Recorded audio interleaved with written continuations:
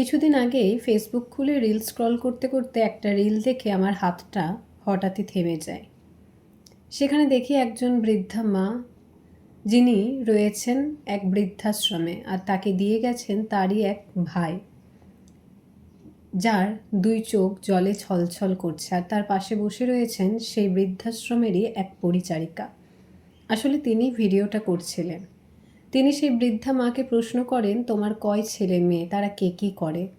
তখন সেই বৃদ্ধা চোখের জল মুছতে মুছতে তাকে উত্তর দেয় যে তার দুই ছেলে, কোনো মেয়ে নেই, আর তারা দুজনেই ভালো জায়গায় চাকরি করে, এখন তারা সুখে সংসার করছে। ভিডিওটা দেখে কিছু ভাবনা আমার মাথায় এলো, আর নচিকেতার সেই বিখ্যাত গানটা, ছেলে আমার মস্ত মানুষ মস্ত অফিসার, মনে পড়ে গেল। তো আজকে সেই নিয়ে কিছু কথা বলি। যে মা তোমার জ্বরের রাতে এক ফোঁটা ঘুমায়নি, যে বাবা নিজের নতুন জামা না কিনে তোমায় বই কিনে দিয়েছে, আজ তারাই কি সত্যিই বোঝা হয়ে যায়? ছোটবেলায় হাঁটতে শেখার সময় তুমি পড়ে গেলে তোমার বাবা মা কখনোই বিরক্ত হননি। একই কথা হাজারবার বললেও তারা শুনেছে, একই ভুল বারবার করলেও তারা ক্ষমা করেছে।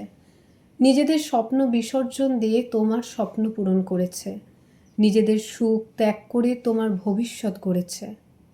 আর আজ বয়সের ভারে যখন তাদের হাঁটতে কষ্ট হয়, একটা কথা বারবার বলে ফেলে, ওষুধটা হাতে তুলে দিতে হয়, বা একটু সময়, একটু সঙ্গ, একটু ভালোবাসা চায় তারা, তখন অনেকের কাছেই তারা হয়ে যায় অতিরিক্ত দায়িত্ব।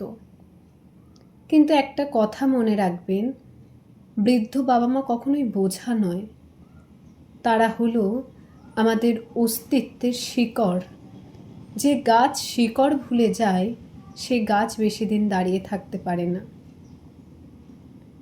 আজ যারা বৃদ্ধাশ্রমে বাবা মাকে রেখে আসছেন, তারা হয়তো ভুলে যাচ্ছেন একদিন আপনারাও বৃদ্ধ হবেন। সময় কিন্তু একরকমভাবে থাকে না, সময় ঘুরে ফিরে আপনার কাছে ঠিকই আসবে, আর সব হিসেব মিলিয়ে দেবে। বৃদ্ধাশ্রম হয়তো থাকার জায়গা দিতে পারে, কিন্তু সন্তানের ভালোবাসার অভাব কখনো পূরণ করতে পারে না।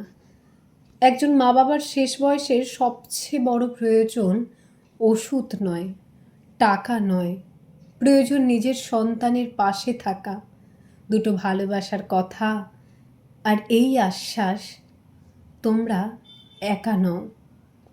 যদি বাবা মা আজ বেঁচে থাকেন, তাহলে তাদের একটু সময় দিন, কারণ পৃথিবীর সব কিছু ফিরে পাওয়া যায়, কিন্তু বাবা মাকে দ্বিতীয়বার আর পাওয়া যায় না, আর বাবা মার জায়গাটা কেউ কখনো পূরণ করতে পারে না।